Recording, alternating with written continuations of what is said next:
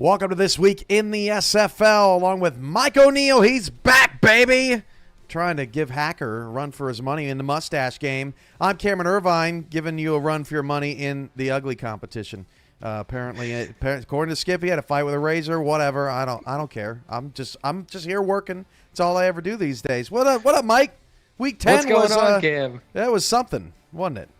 It was something. I think that we've seen a little more entertaining football. I think, but look, man, I'm just happy to be back on the show. I want to give a huge shout out to Stephen Hacker, who really did a great job these past 2 weeks. And I'm back, baby. And so are we, here to recap a wild Week 10 as the chat is popping off. All right, so before we get going with the show, SFLM group play is going to be determined tonight now that we have our 8 teams. Teams have been randomly labeled in my system 1 through 4. The top 2 vote getters are going to get put into Group 1 about a quarter of the way through the show. And then teams 5 through 8 will be voted on. The top 2 will get into Group 1 about halfway through the show. And then Mike O'Neill and I are going to talk about the upcoming SFLM season a little bit. But first, we got to get to Week 10 in the SFL. Las Vegas and Sioux Falls, have they hit rock bottom? Mike, I don't know. We're going to talk about it later. Canton takes control of the North again.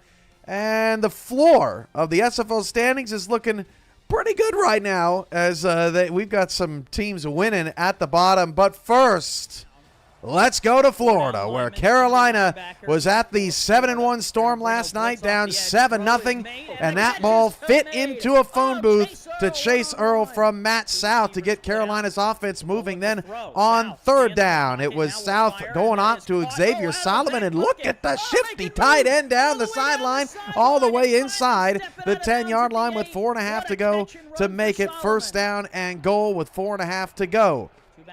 Then the handoff to Ike McBride, and she's into the end zone for the touchdown.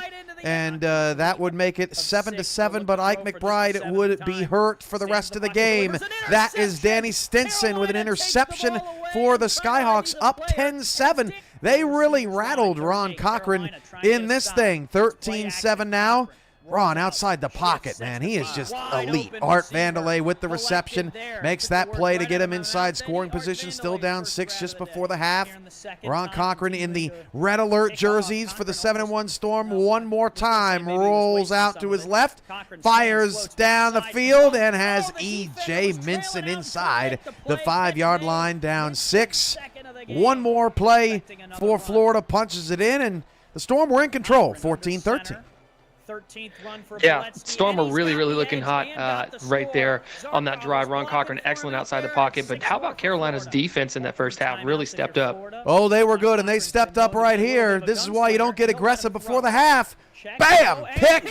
Tristan Hatley. Hatley's going the other way, and he's G-O-N-E gone. 20-14. Carolina takes the lead into the half, and the Skyhawks have some momentum. Would you believe it? Carolina wouldn't score again until the final minute of this game. 3rd down and 9, 7 minutes to go in the third. And Matt South drops back to pass. The quarterbacks giveth and taketh away. Adrian Blaine with the interception and the nice return all the way out to the 32-yard line for a Florida first down. Now later in the third, Cochran straight back. Oh, they went short zone. They left Ron Haynes wide open. It was his first catch of the day, and it put Florida up 21-20. Now, 4th and inches, Mike. 3 minutes to go. The third string running back is in because they are so depleted in the run game. And he got it. But a play. You love to see that fight from the third stringer. 40 seconds left. Matt South drops back. The pass is caught by Harish Prasad down to the 4. And then a bunch of crazy stuff happened that we'll talk about in 30 seconds. And now we're down to 10 seconds to go in the fourth quarter. It's 3rd and goal, and it's a Tari Hanzo in the end zone. The 2-point conversion is good. Ron Cochran, last-ditch effort. And the arm just not strong enough. Caught nicely past midfield by Minson. But look at that. Florida has dropped 2 straight. They're now 7-2. Carolina, a much-needed win at 5-4. Yeah, Carolina really did a good job. And look, the difference maker here, Carolina strapped up in man defense all night on Florida, and it really, really gave Ron Cochran fits. We talked about how good Ron Cochran was outside the pocket, but, sometimes that man, it's a 50-50 ball. They call it that for a reason, Cam. All right, so back to what we were, the 30 seconds, the crazy. We all know what happened as a community. We saw the game just simply end. The SFL made the decision to play that game from the time that it glitched out on us. At the end of the day, neither team really executed the last 30 seconds very well. Carolina went into a little bit of panic mode.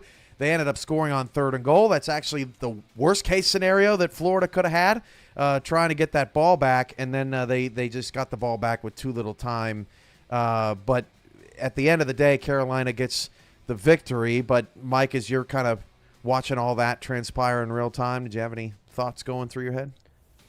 No, at the end of the day, man, it's the way I said it in the chat. I was talking in the chat last night, and it's going to happen. It's going to happen with any game that you use, any platform. It's going to happen. It's bound to happen. You and I have done countless sims and everything. I've never once seen this. I'm pretty sure everybody who's worked on this behind the scenes can say that. So at the end of the day, it's going to happen. I think the league, did a really good job at handling it, and it gave both teams a fair shot. Look, Ron Cochran even ducked it down deep at the end, and he had every chance to make that throw. It just there wasn't enough time on the clock, and you gave both teams a shot at the end, and Carolina ended up with the victory. I had seen it once. You've seen it in APF in the past as well. We've had 3-4 games decided by something similar that happened. I think what it comes down to, O'Neill, is there's a simple line here. If there's a coaching decision that is questionable, that you don't agree with, something that you wouldn't have done, that is just football. That is just something. We saw the Chicago Bears go for it on 4th and 1 this weekend with the game tied at 28, and it didn't work out in their favor. And everyone's saying, oh, my God, that wasn't a glitch. Bad coaching decision that ended up coming back to bite them. But if there's an inability to make a decision because the game has just simply stopped playing, then it's our duty to push things forward and get things back onto a winning. So I think when people are talking about what's the line, what sets precedent, what does it mean, what is that all? If there's a power outage, well, the coaches cannot make any decisions anymore. The game has been shut off. The game is over. So it's the same type of thing, right? Once you have reached the inability to continue the game, that is essentially an inability to continue the game, right, Mike? Absolutely. I think that's very well said, Kim. Okay, so we're going to end the poll for the minor league. The first 2 teams on tap. I'm going to get the poll results here. Okay, it looks like Team 3 and Team 1 gets your victory. Poor Team 4. They got no votes for Group 1. What's going on with that? Okay, so Team 3 and Team 1. So we're going to pull up our, let's see, we're going to pull up our groups. There we go. Okay. So now we're going to go to Team 3. Team 3, they got 35% of the vote. They are playing in Group 1. That is the Philadelphia Cougars. The Cougars are sliding over into Group 1, so we're going to put them right over there. And then Team 1 is also going into Group 1, so Philadelphia is going to be playing the Lexington Miners as part of Group 1. So Philadelphia and Lexington are both in Group 1. That means that in Group 2 is going to be 2 other teams. But see, if we give that away right now, well, then you'd know. Should we give it away? I think we should give it. It's okay. Nobody knows who's who. Okay, so Team 2 of the minor league. That is the Pittsburgh Riverhogs. The Riverhogs are going into Group 2. So Philadelphia and Pittsburgh not going to play in group play. They'll have to wait for the playoffs for that. And then at Team 4, that's going to be the Bossier City Steamers. They're going into Group 2. So right now we've got Bossier City and Pittsburgh in Group 2, Philadelphia and Lexington in Group 1, and we're going to get the next poll up and going. While I'm doing that, Mike, did you catch any of the SFLM announcements throughout the week? And what are your first impressions of what you've seen so far? Yeah, I mean, first of all, the teams, the branding is great. I mean, these hats off, to all of the branding going on and all the bids. I think that there were some great ones even that didn't even make the cut. But again, I believe, like you reiterated earlier this week, that's just an opportunity for further teams down the line. So hats off, to the teams really stepping up and putting together their branding. Personal, I love the Miners. I love the Riverhogs. I love, the Miners rebrand looks really good. I really like, Brooke and I live in Tennessee, so seeing the Nashville tempo, I think is really, really cool. We got a couple San Diegos heading that up too, San Diego Mavericks. And look, great job to the minor league bids because the branding is pretty quality. I mean, looking at these bids, it really, really looks good. And I find myself getting excited just thinking of uniform and stadium possibilities for these teams. It's going to be excited to watch them all hit the field coming up in November. Skippy with a $9.99 super chat. Shout out to anyone who checks the box. Oh, yeah. SFLM. All right, so that poll for teams 5 through 8 is going on right now, and that means that we can put the minor league off to the side for a moment and get back to the highlights of Week 10. Let's go to Vancouver, where the Denver Nightwings were in Canada to take on the Legion, and Chris Curtis getting loose down the field all the way down to the 6-yard line. Denver wearing their Nightwing aways. I think maybe for the first time this season they were looking really sharp. That is R.E. Mills diving over the pile. 7-7 game early in the first. Both offenses off to a strong start. R.E. Mills would have one of the best plays of the week coming up later in the highlight. 2:18 to go in the first, and Christian Brown drops back to pass and finds a wide open Brett Killian. How does that happen? Killian all by himself. All by myself. 14-7. Logan Lee right before the half with the score makes it 21-7. Vancouver. Denver would fight back. It's a field goal just before the half. Watch Mills here. Watch Mills. Stiff arm. Block. Cuts it back. R.E. Mills all the way across the field. Breaks away from a tackle. 30, 25, 20. R.E. chased down by Cabrin Womack on the defensive line. What hustle by the big boys down the field. R.E. Mills with the field awareness there to be able to jump over, hurdle over a defender, and then, kudos to the big player, at the end on the line, chasing him down. But, man, Denver really getting it done here. R.E. Mills had some really great production. Same with Bailey O'Shaughnessy. O'Shaughnessy gets in the end zone, so 3:55 to go in the third. It's just a 4-point game at this point. Christian Brown slides just short. They challenged. It stood. Vancouver would bring on chance to win for a 48-yard field goal, and chance to win would slice it right down Main Street. 24-17 off a 41-yard drive. So Vancouver is up 7. Now flash forward to the fourth quarter. This drive a disaster for Denver. Gene Struthers on first down, sacked by Marquise Reed for a 6-yard loss as we get another look at him. Yeah, Reed doing a great job coming off the edge there, and Denver did not have an answer for Vancouver's defense at the end here. Gene Struthers needed to put something together and tried to, but no luck here. Next play, sack. Cabrin Womack, a different player with the takedown. A loss of, is he wearing 2 different shoes? 3rd down and 21. It's a 5-yard loss. Then next play, sack. Papatonis, the Greek Nightmare, another 5-yard loss. 4th and 26. That drive gets blown up, and Robert Redford finishes him off. The natural makes it 31-17 Vancouver, but just in case Denver didn't know it, Vancouver's defense had one more special surprise on 4th and 1 for Gene Struthers. His worst throw of the day. Zach Lay steps in front of it, and he is G-O-N-E gone, and Vancouver ends up rolling over Denver 38-17, but the score a lot closer than it looked. Yeah, that's what I was thinking. I was watching this game and I was like, man, it really got out of hand in the fourth quarter. And look, I think that you can chalk this up for Denver. Denver's a young team. They're a young secondary. So you saw a lot of mistimed trying to jump, routes. You saw it in the very beginning with the Chris Curtis catch. The safety comes in and tries to undercut the route and just mistimes it, leaves nobody behind him. I mean, that's just you can chalk that up to youth of a defense. Denver's going to be a great team moving forward. They are very, very young, and they've got a lot of room to grow. As for Vancouver, man, great offense. Defense really took a step forward this week, and Vancouver really sealed the deal there. Incoming newbie on this season's program, Andy Hamilton, caught up with Ashley Jackson on PGI after the win. All right, we are back with PGI, and I'm joined with another good friend of mine, Mr. Andy Hamilton. He is the owner and coach of the Vancouver Legion. It almost left me for a second. The Vancouver Legion, and they have came off a fantastic win over this Denver Nightwings team. How are you doing?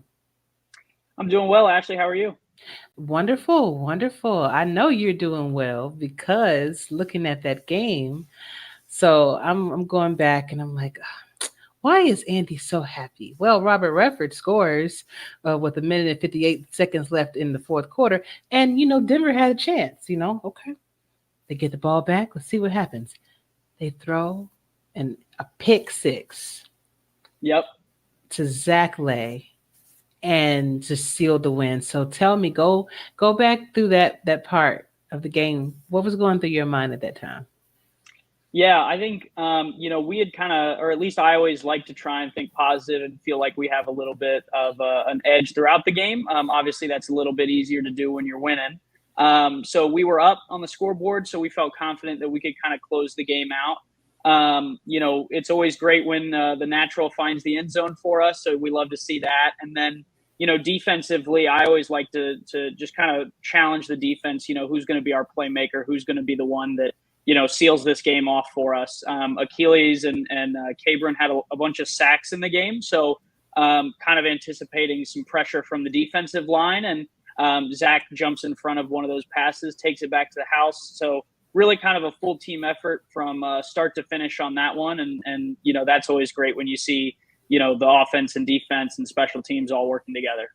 Indeed. I mean, that was seamless, and it just threw straight to his arms, So, hey, you guys did that. So that means you're 4-4 for your division now. And yep. I'm curious to know, what is one challenge that you had coming into this new game that you've overcome? Yeah, great question. I think our staff and kind of the systems that we had in place for All Pro, the longer you work with a game, obviously, the more you're going to know about it. So when we switch games, we're working with a whole new kind of set of rules, regulations of what we kind of anticipate will and won't work. So it really kind of was a reset for us, not only, on the field, but also off the field to figure out, hey, I'm starting with the same level of knowledge as any of our scouts or our coordinators. So, trying to work with them together as opposed to me saying, hey, here's what I've seen work. Here's what I've seen not work. It's really kind of we're both kind of jumping in blind. So, we've had some big wins. We've had also some losses that were close to you guys. And then we've had some losses that were not very close either. So just kind of battling through. I think it's a big success each week when we go out and put on, a good matchup between us and the other team. I think that's what we're all here and excited about seeing. Transparently, the blowouts get boring even when you're winning them, much less losing them. So any week that we go out and we're in the game from start to finish, or we're, whether it's win or loss, I'm proud of those games. Awesome stuff, Coach. Can't wait to see how you guys finish for the rest of the season. Thank you. Yeah, good luck to you guys as well. All right. Back to you in the booth. Thank you, Ashley, and it was good to catch up with Andy. I mean, hey, he's right about that. The blowouts stink. Whether you're win or losing, you want to see competitive football, which we didn't see much of this week, and we're going to talk about some of those games, O'Neill, because it's just rough out there. How about in Sioux Falls? God, Fort Worth. They are so good. I was talking with Hacker earlier this week, and he's just like, man, when are we ever going to get any highlights? And I'm like, dude, I don't pay for blowouts. Like, you got to stop killing people. I feel like it's been a month since we've seen a Fort Worth highlight, but for good reason. 51-6, Mike. And look at these stats. They had 3 pick sixes. I never thought that pick sixes would be a team stat that we would put on our graphics, but their defense outscored Sioux Falls' offense 21-6. This game was all about turnovers. Fort Worth was clean. I don't know how else to describe it, man. I mean, they just bludgeoned Sioux Falls to death. That team, they got to find a pulse. Where's the team that beat Tulsa by 24 like a month ago? Where's that team? Yeah, we've seen a lot of it. We've talked about it. We've seen a lot of ups and downs from teams and inconsistency. One team that has not been inconsistent is Fort Worth. They've remained up top the entire season. I mean, that's why I'm rocking this mustache. I'm trying to channel some Stephen Hacker here, and maybe San Diego can get something going. No, honestly, man, Fort Worth, look, it's hard to beat a football team that puts it together on all three phases. Whenever you have your special teams, your defense, and your offense playing all together and playing as one unit, it's hard to beat a team like that. And Fort Worth has put together those performances week in and week out this season. For Sioux Falls, look, we know Tyree has the turnover bug. We've seen it multiple times this season. It's just a matter of coaching there. I think that's all it is. It's one or two little fixes. We know that one or two tweaks a week can make a drastic difference in a playbook. And as for Sioux Falls, it's just back to the drawing board. That's it. This is the craziest stat that I could possibly pull out of my hat in week 10. Although you're wearing a hat and I'm not wearing a hat. Sioux Falls is a game ahead of the worst team in the league right now.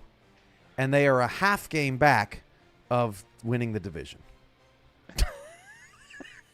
That gives me a headache. Come on. What? I can't even. What? I mean, you can't count Sioux Falls out because the Central has been just so dreadful. We'll get to updated playoff standings coming up. And speaking of the Central, Tulsa's now tied for first because they just bludgeoned Vegas. 184 total yards for Vegas. This Tulsa run defense, woo!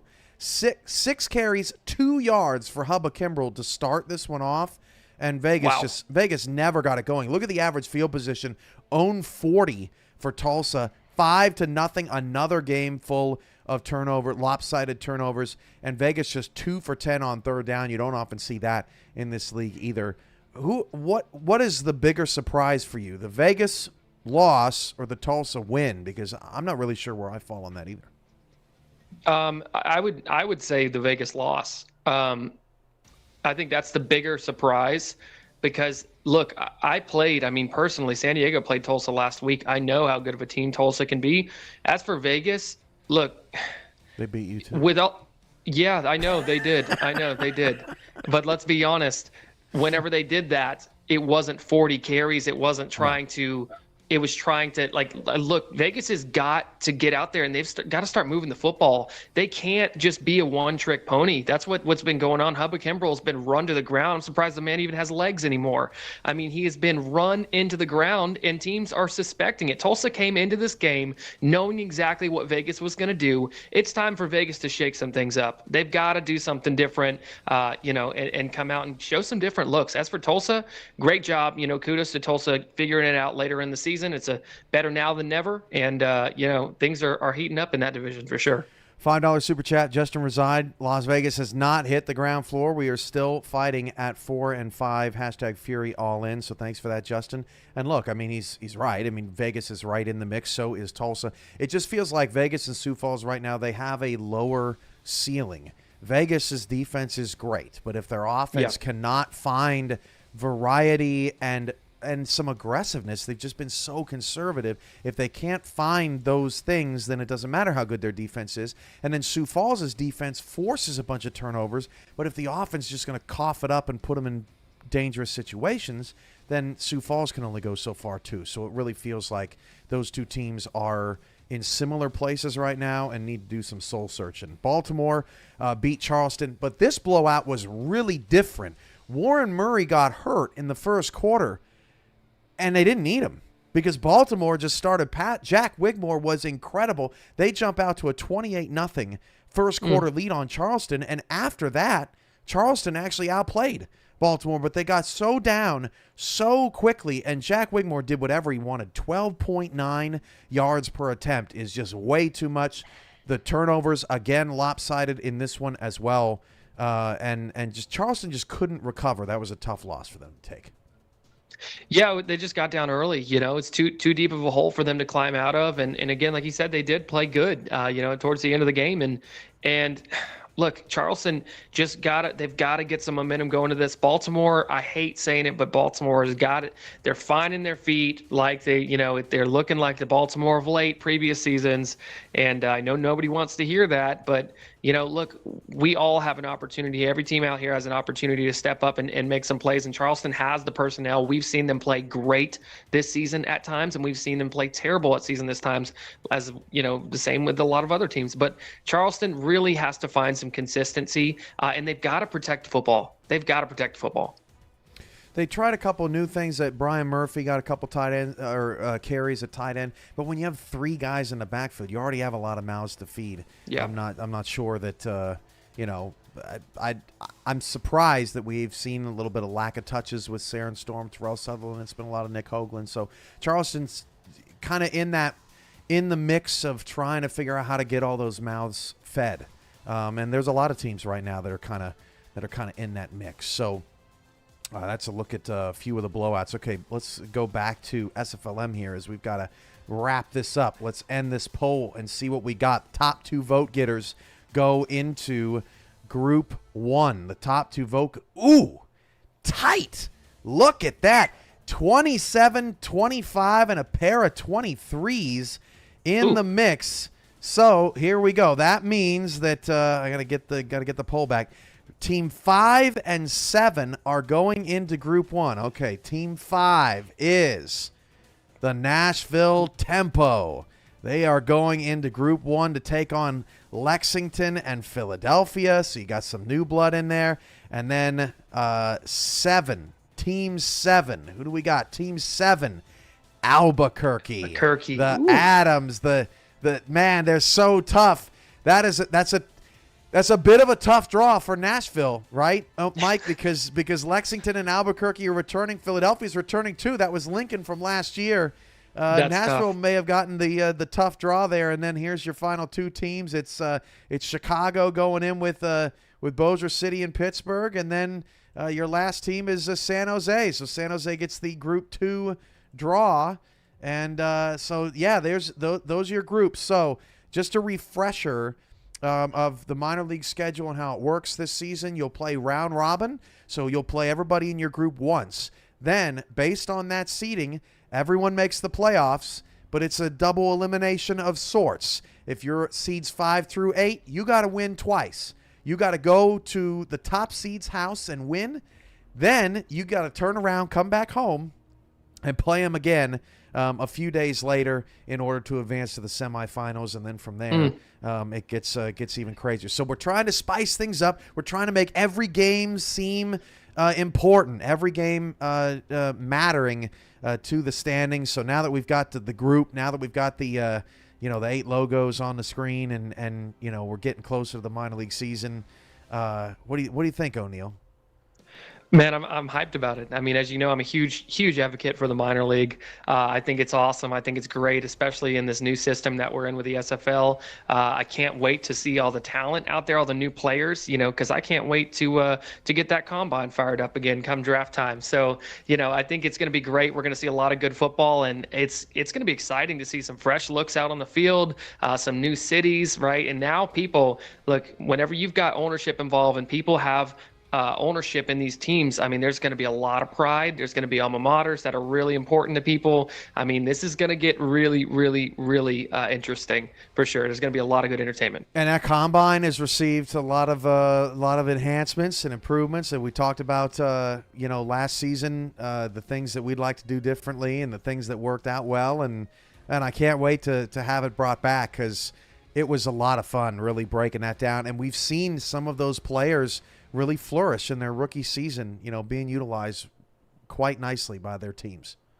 Yeah, it's definitely something to look forward to. I mean, there's people I remember messaging you whenever people got drafted, and we're like, what? That person got drafted? And like, it's fun. It really brings a new life to the minor league. So minor leaguers, be prepared, get ready for a fun, exciting season. And look, the SFL just got a complete rehaul with this. It's going to be awesome. It's going to be fun stuff. It's going to be exciting, and hopefully O'Neill gets rid of whatever is flying around his head before the season kicks off, right? That was what I'm trying to remember. There was this famous video where the guy's like in the middle of an interview trying to, I don't know what's going on over there. Hopefully, It's me right now.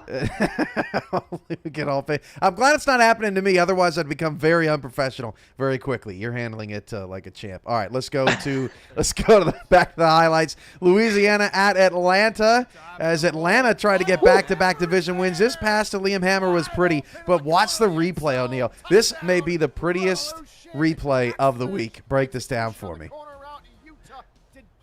Once he stops celebrating, of course. Showboat. There we go. Watch this. There we go. Oh, look at the hand check. Look at the hand check. Fighting him. Oh, he gets outside containment. Man, that is awesome. That's just a great job. Is that Hammer right there on 17? Yep. Dude, he does a great job getting behind him, getting behind the defense. And Atlanta was cutting it. They were getting out there early. Liam Hammer with the score, and then BDG Hollywood followed up. That's the first two drives of the quarter. Took the entire quarter. 7-7. Started the second quarter. King Henry with his second career sack. He drops Tommy Utah in the backfield to bring up 3rd and 19. They'd have to punt. Still tied at 7. Second down and 3. How about that from Tank Bennett? A 2-yard loss on a toss. Strong side with 3 in the backfield. It's just pretty impressive. Tommy Utah, will you be my Valentine? Billy Ray, that's what he's saying to him. Drop for a loss, and Louisiana would have to settle for a field goal. Now it's 10-10 late in the third. Dwayne Salmons, hello! 23 on 23 crime, and Louisiana's back up by 7. What a run. Talking about rookies, Cam. Good Lord, man. That is an unbelievable run by Dwayne Salmons getting to the outside there. 3rd and 10, Bryant Dynasty dropping back and finds Kyle Finna score, as Andy Hamilton and Tyler Falk have said on a couple of broadcasts recently. Kyle's back into the end zone, and we're tied at 17. How about that ball placement? Oh, yeah. It was beautiful. Dude, Bryant Dynasty, he got hot. We got more from him coming up. 7:36 to go. Play fake. Dynasty. Woo! Boo Chisholm at midfield with the catch, but Boo was not done. 2 plays later. Again, play fake. Down to Boo. Catching it in traffic. There's Tank Bennett again with the hit, but it's tied at 17 with 7 to go in the 4th. And Atlanta continues their drive, fresh off of beating Florida last week in a nail-biter. Play fake again. Dynasty. Touchdown. Then a score. Into the end zone again. 24-17. Atlanta with 4 minutes to go. After a stop, BDG into the end zone, touchdown. 1:53 left. All of a sudden, Atlanta's up 31-17. Yeah, Atlanta really, really got hot here. And man, how about Kyle Fenimore has been so underrated this season, and he really has gotten love there. Look at good comeback to the ball there. Man, that was a great throw there by Utah. Dwayne Salmons saves the drive there. John Michael Sudduth was looking for it, and then his pass is picked off. King Henry with a sack and a pick. And Atlanta beats Louisiana 31-17. A shocker, as the Atlanta Swarm have now won 2 in a row.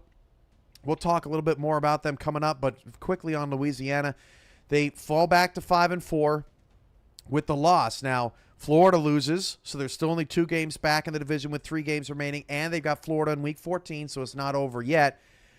I wouldn't panic too much about Louisiana. They look good in this one, but Atlanta is starting to really cook. Atlanta's finding their feet, man. At the end of the day, these past 2 weeks, Atlanta has looked really good.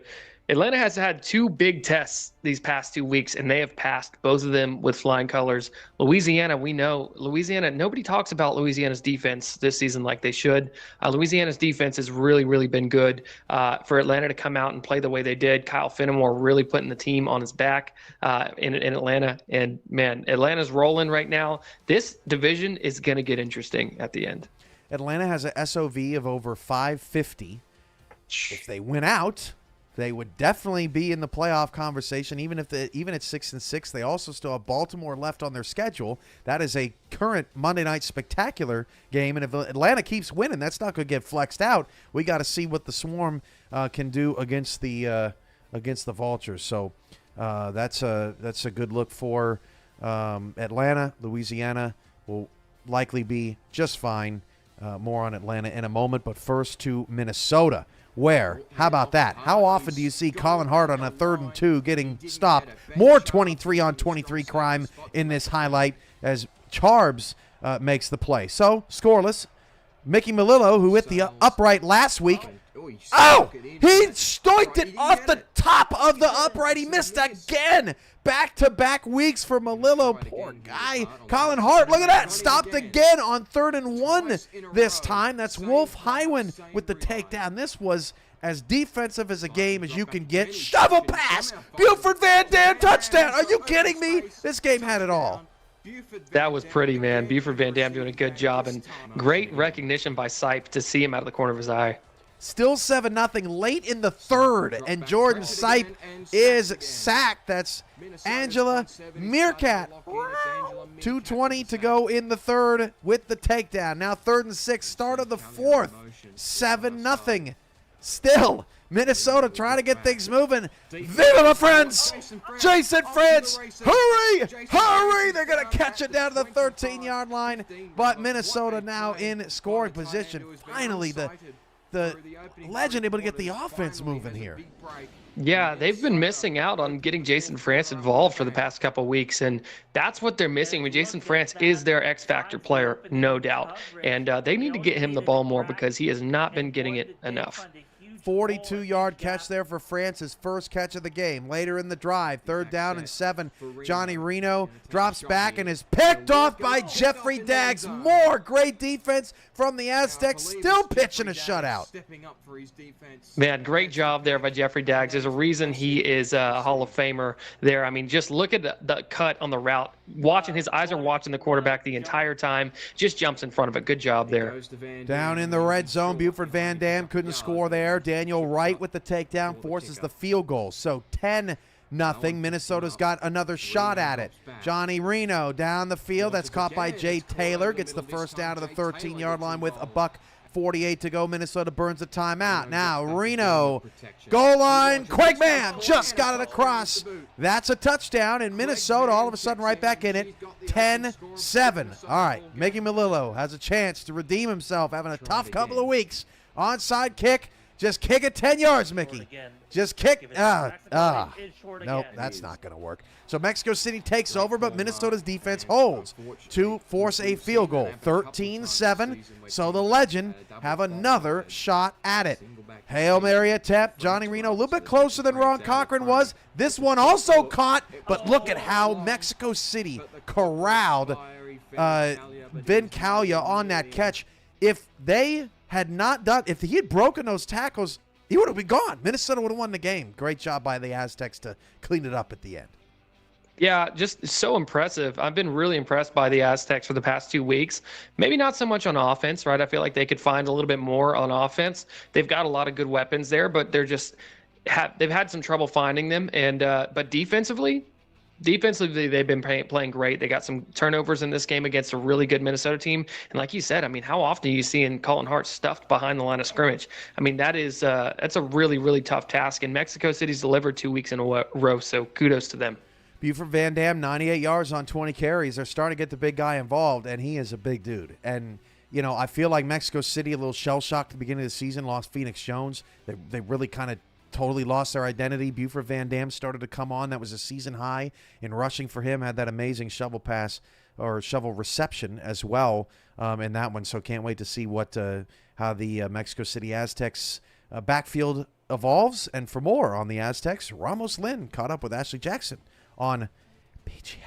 All righty, we're back with PGI, and I am joined with a good friend of mine, Mr. Ramos Lynn. He is the owner and coach co-owner, make sure I get that right, and coach for the Mexico City Aztecs that has had a very interesting season for season 21. How are you doing? I'm well. I appreciate you. Thanks for having me. Hey, thanks for being on. Man, that game that happened with Minnesota was a pins and needles type situation. You know, I definitely a heavily defensive battle. But when you guys score, I believe it was Buford. It was Buford Van Dam that scored the touchdown for you guys with 2 minutes 36 seconds left in the fourth quarter, and he gets 10 points. Then Minnesota goes down and scores, and now they have a chance to get an onside kick. What is going through your mind at that moment? And it's like Well, a minute and 40 seconds left. yeah, just recover it. I was thinking about the game against Baltimore that we had in the playoffs where we couldn't recover the onside and we lost in that playoff game. But I was talking to Mike, and during the game, like throughout the game, I was talking to him, and we were confident about by the third quarter into the fourth quarter, we were winning 7-0, and we were like, man, we just gotta score any sort of points, and we believe that we might have it, right? Because our defense played great. So, it was just, you get the onside kick, that's fine. I mean, the probabilities of the kicking team getting it are still low. So we're going to recover it, and we're going to be fine. And thankfully the team came through. The special teams unit came through for us. Definitely. And then that call for the illegal kick, that going, to help out with that too. It was definitely meant for you guys to take that road win. What do you notice with this new game process, and even how progressions work, and what are some of the differences that you've noticed actually being on that team, the developmental team, in the first place? Sure. It was growing pains also, obviously, for me. I mean, with a 0-7 start for the season, I think that in the game you can come close to, for example, the type of offense or type of defense that you wanted to run in All-Pro, but it's different. Like, the way to approach it is different, right? So I think we found a way to give the ball to our both of our backs, both Bentley and Van Dam, as we did Bentley and Phoenix for a number of seasons in the All-Pro era. And just you involve the tight end quite a bit, involve the receivers quite a bit. So it took a little bit of time, and it's not a finished product, of course. It's not a finished process for us as coaches. But at the end of the day, like, it can be done. It's just the approach has to be a little bit different. Okay, now with the approach, are you finding it difficult to get all players involved? Or are you just having to kind of think outside the box with what you're doing? Sure. I think that with so many plays that you have to put in, you have to put a minimum of 230 plays. But at the same time, the AI likes to go through certain ones, depending on how your playbook is constructed. Obviously not impossible, but right now we would like to involve guys such as Navante Richardson a little bit more, our number 2 tight end. We would like to involve Nick Locken a little bit more, our number 3 wide receiver. So, a couple things, there's still room to improve and get better and be more diverse. But we're making good strides for it, I think. Indeed. And it shows on the field, man. So sure. Good luck for the rest of the season. It looks like you're figuring out turning that corner, as I knew that you would. And thank you. Can't wait to see how things work out, how everything works out for you in the end, okay? Yes, ma'am. Thank you. All right. You're welcome. Back to you in the booth. Thank you, Ashley. And we've got some teams under 500 on winning streaks, Mike. I mean, and for this point of the season, that's pretty unusual. Usually teams are, when they're bad, they're getting bad. It's getting ugly. Not right now, at least not for these guys. Let's start with Mexico City first. They're 2-7. They've won 2 in a row. Could 5-7 make the playoffs? I don't know. Anything's possible this season. They have the second best run defense in the league, 3.9 yards per carry allowed, which most people would not have expected. Van Dam, as I mentioned, 98 yards against Minnesota. It was a season high. Dexter Jackson, dude. 20 of his 82 tackles are for loss. Are you kidding me? 1 out of every 4 tackles is for loss? That's insane. They're at L.A. October 8th. That's their next game. What do you think about where the Aztecs are right now? Yeah, I think that, I would have never guessed that their run defense was that good. But I think that, if they're at L.A. next, I mean, this could be a poise for, 3-0 run here for Mexico City, because we know that L.A. is going to like to use Logan Jack, right? And maybe if LA's watching the show, they might be throwing a wrench in the game plan here, and they're like, hold up, sorry, Jack, you're You're getting the boot this week. The fall Mexico is, City's doing good. The fall is treating Mexico City well. It's treating Atlanta well too. They're now 3-5. We're 1-5. They've won 2 in a row. It's kind of crazy. They are third in the amount of times people have run on them. An average of 37 rushes on Atlanta per game. But their run defense is 11th. So a bunch of teams are running on them, but Atlanta's a top half run defense. Shawn Allen has been a big part of that. 60 tackles, 12 for loss. And they're at Canton next Friday, October 6th. And what does Canton like to do? They like to run the ball a lot. And Rojo. If they come in there with it against Atlanta and that run defense back-to-back weeks, holding Salmons in check, holding Boletsky in check, Atlanta could find themselves 4-5 with that. You know what I strong like SLB. about Atlanta? I like this season. I like the fact that Atlanta, previous seasons, Atlanta has always been the BDG Hollywood show, right? But this season, it feels a little bit different. It feels like BDG is just being used as a single chess piece rather than the entire game. Yeah, right. Right? It feels like they're using Why Not Airlet. I mean, they're using Kyle Fenimore, right? I mean, you're seeing, Siege Falco and Boo Chisholm. Like, everybody's kind of getting involved, and it's really spreading the ball around really well. So Atlanta's doing a really good job on offense there. Fox Highwind. Apparently, I'm doing the show with the Liberty Mutual guy.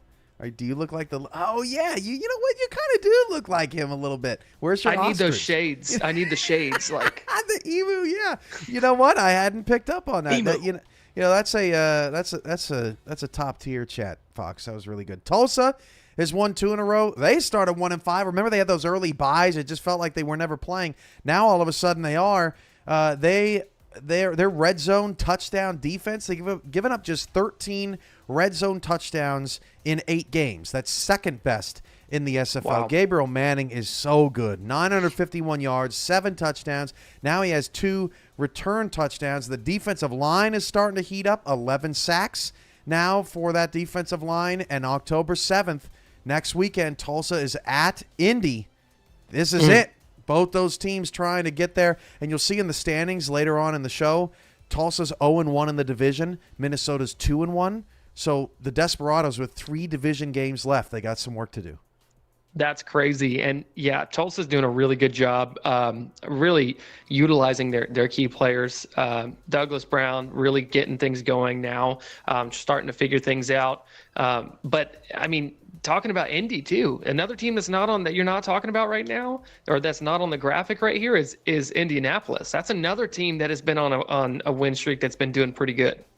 That's true, but it got snapped. Thanks for the transition, Mike. Alamo City at Indianapolis. And Colin Pierce, look at those Circle City uniforms, man. Those were sharp. They got to do the whole stadium up next time. 7-0, Indianapolis takes the lead.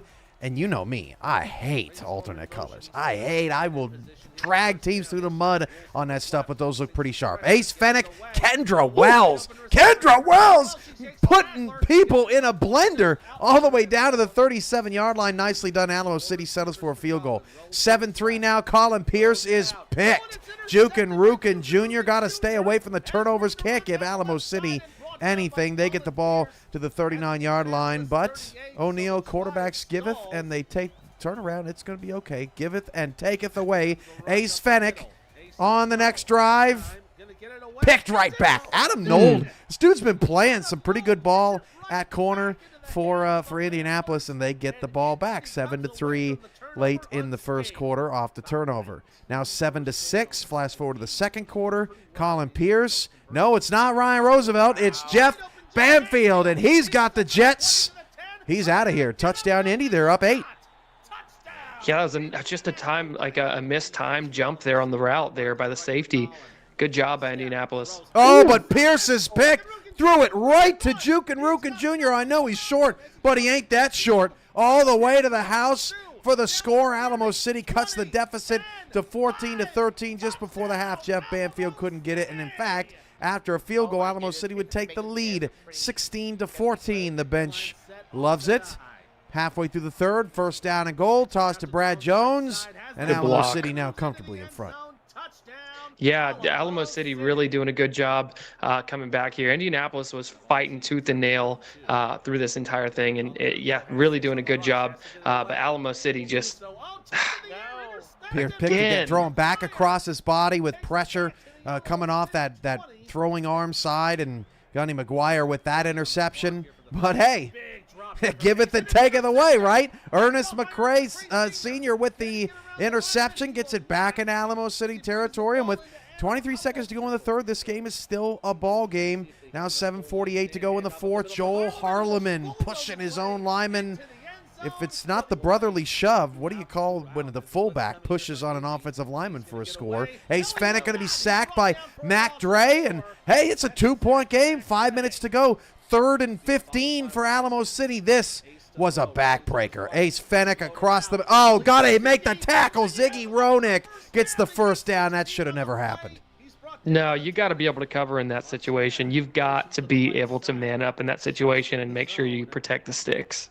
Then going in motion, Ace Fennick fires, end zone, jump ball, and that's across the line. Yayo Montana, touchdown, 30-21.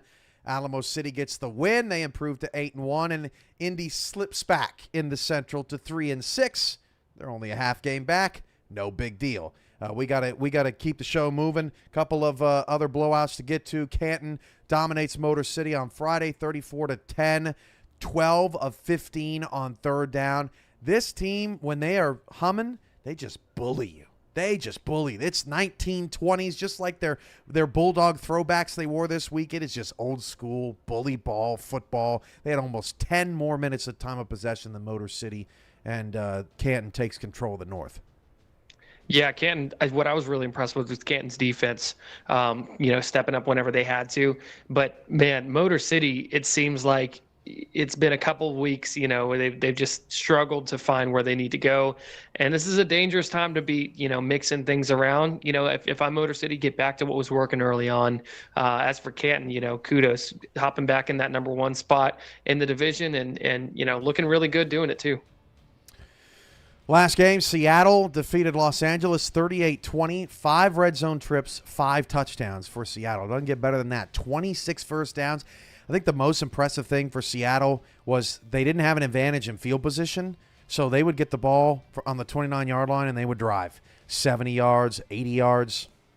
Unbelievable. 42 passes to 31 runs in a win. That's what's scary. And Type Attack set an SFL record for rushing yards in a game by a quarterback. He had 2 rushing touchdowns. This team just does it differently than everybody else right now, and that's what makes them dangerous. Yeah, Type Attack. I mean, I'll stand by the fact that Seattle's got arguably the best coaching staff in the SFL right now. They're putting things together. They do a really good job. The chips are just falling off of Fort Worth right now. They're just falling off their shoulders. I know. That's why I said arguably. But no, Seattle's been consistent. Not as consistent as Fort Worth, but Seattle has been consistent in doing things differently. And, they do a really good job over there getting the wins whenever they need to, for sure. Seattle's 2 losses earlier in the season, 1 possession to Fort Worth, 1 possession to Alamo City. So they are right there in that mix. And by the way, Fort Worth and Alamo City, they have not played yet this season. 8-0, 8-1. They're the top 2 in the standings. Their only meeting is Week 14, and that is scheduled for our last Monday night spectacular of the season. If that's still for the South Division title, that's going to be wild. So let's take a look at the updated playoff standings now. As you can see, Fort Worth and Alamo City in the South in the top 2 positions. Baltimore climbs a spot. Fort Worth slips to 4. Arizona in 6th as they play tonight against Portland. That's why Baltimore took the climb, and right now their SOV is better. Canton in 7th. Louisiana slips to 8th, but they're still in that top 8. Carolina moves to 9th, but they lost to Louisiana head-to-head, so the Revolution's still there at number 8. Then you've got Portland, who's playing tonight against Arizona, the 10-6 game. Then D.C., then Minnesota. 3-5, your Central Division leader, all the way down under the line. Technically, Atlanta is your 18th team, But Tulsa has a much better shot at making the playoffs because they're tied with Minnesota, but divisional record is keeping Minnesota in that 12 spot and keeping Houston and Vancouver and some others just directly out of the playoffs. That's what it looks like right now. Somebody in the Central, please start getting a win streak together. Tulsa's on one right now, but it's got to keep going. This Central Division has been a total letdown this season. It has been a roller coaster. The Central Division has been unreal, up and down, and you don't know who's going to, show up or who's going to, wet the bed that week. So it's going to be interesting to see how this plays out. So that's a look at the playoffs, and coming up next on the Monday Night Spectacular, it's the Arizona Scorpions and the Portland Fleet, and Mike O'Neill has a special breakdown of this one. This is top-notch stuff. Okay, first things first, we're going to look at the bottom of the screen here. Israel Adams and Mickey McGuire matched up one-on-one. ACA kept doing this all night to Portland, and Portland just took advantage of it. Look at the hand checking by Adams down at the bottom. Great contested grab there, and they continued to do it further on this drive, later on in this drive, in the red zone. Same matchup, Mickey McGuire, Israel Adams. Adams again with the hand checking and finds the end zone here. Arizona's going to have to learn from ACA's mistakes here and not do this tonight. Let's talk about Portland's defense. They've done this all-out blitz. Look at nobody looking at the receivers. They've done this a few times this season. If Arizona has the plays in the book, they have to be prepared. Ashley Jackson's going to have to quick release here. On Arizona's side, look at all the linebackers right here. Nobody's looking at number 32, Justin Williams, who has been a threat for Arizona this season. Look at him get into the corner of the end zone just past the pylon.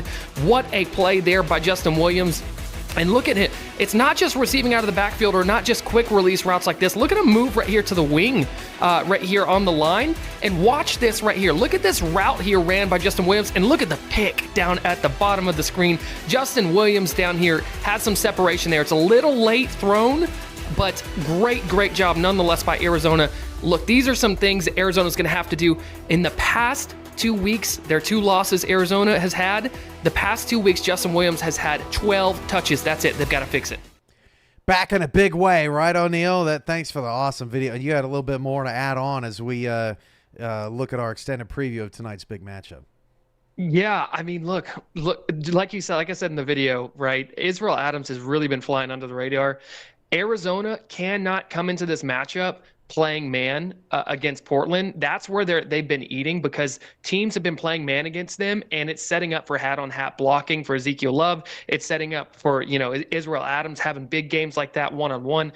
Arizona's really going to have to mix things up. I know that they want to play man instinctively, but they definitely need to come out and they need to play some zone coverage, and they need to they really need to get Cyrus Jive kind of thrown off early. As for Arizona has only given Justin Williams the ball 12 times over the past 2 weeks. It's no coincidence they've lost those 2 weeks, these past two games. And look, Justin Williams is one. He was the lifeblood of this offense for the first half of the season, and he's just been cut off. I mean, he had a touchdown even with like 3 touches last game. One of his 3 touches last week was a touchdown. Does that not tell you anything? Come on. Okay, so Arizona's got to get him involved. And look, Arizona has to have, watch for this. Portland is known to do that all-out blitz. They've done it multiple times this season. If you see that in a game, Ashley Jackson has to be prepared. Arizona has to have plays in the playbook to be able to quickly get that ball out, quick release throws, and capitalize on that. I'm predicting right now, if that happens, Eddie Gage is going to be ready for it. I guarantee we will get at least 7 points off of one of those all-out blitzes tonight for Arizona. But those are going to be the matchups to watch. So Israel Adams, watch to see if he gets man coverage, or on the other side, Justin Williams. If Justin Williams gets 10 plus, maybe 15 plus touches in this game, Arizona takes this one home tonight. Portland is hyper aggressive. It helped them against Alamo City. We'll see if it helps or hurts them tonight, or if they do anything different. Couple of other things to note. Arizona, number 1 in the league on third down. It is hard to get them off the field. Really hard to get them off the field. Portland not as good. Portland's special teams are lethal. Best in the league in kick return yards. Scott Johnson, Leo Morris, both of them are stellar. Watch out for that. Yards per carry allowed. Run defense first for Arizona. Almost dead last for Portland. You talked about Justin Williams and DJ Moses trying to get them involved. Time of possession, Arizona eats the clock. Portland doesn't play that way. What style of play are we going to get tonight, Mike? Are we going to get a slow, methodical game that favors Arizona, or are we going to get caught up in a shootout that favors Portland? And then red zone touchdowns. Both teams, they get inside the 20. They've been very good. 5-3, 4-4, our first flex of the season here on the Monday Night Spectacular. Welcome back, Mike O'Neill, and hope to see you not next week, but then back for the rest of the season. And glad that you are home safe from all your travels. Final thoughts on Week 10 before we hit Arizona. Bring on Week 11. Bring on Week 11. And guess what? There we go. Folks? Bring on Mike St. Green, because he's back, baby. He's back. He's joining me in the booth coming up for Portland and Arizona, and it comes Monday your way Night next Mikes. on. That's right, Monday Night Mikes. Somebody get Jersey Mikes on the phone. We're out of here. We'll see you in Arizona.